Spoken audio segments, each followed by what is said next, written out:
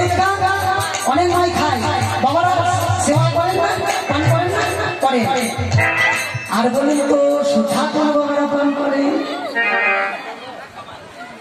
নিতাই করে অনেক বাবাই করেন তো, কিন্তু আমি জিজ্ঞাসা করবো না সুধা কেন খাবো, দুধ খাই দুধ।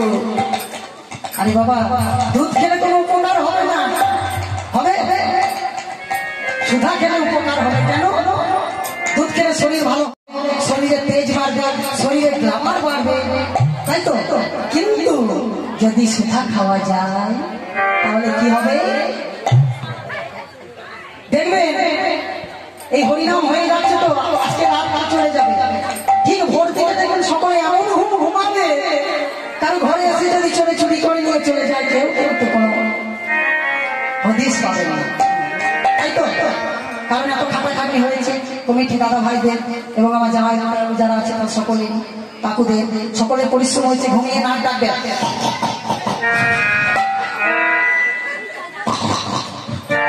এই যে এইভাবে নাক ডাকে মা, হ্যাঁ। আর সেই সময় চোর আসবে চুরি করতে। আরে বাবারা যদি মদ খেয়ে ঘুমান, মদ খেতে খেতে আস্তে আস্তে আস্তে আস্তে শরীরে সব কিছু নষ্ট হয়ে যাবে, তখন কাশি হয়ে যাবে। আমি জানছি যে কাশছেন, ঘুমিয়ে ঘুমিয়ে কাশবে, আর তখন চোর কাছে চুরি করতে আসবে, ভাববে এটা নিশ্চয়ই জেগে আছে, এদের বাড়ি যাওয়া যাবে না, তাহলে ধরে ফেলবে, আর ধরে ফেললেই লাগে তোমার ধরে দিয়ে। তাই মদ খাবে, মদ খাওয়া ভালো, তাই তো। নিতাই বলে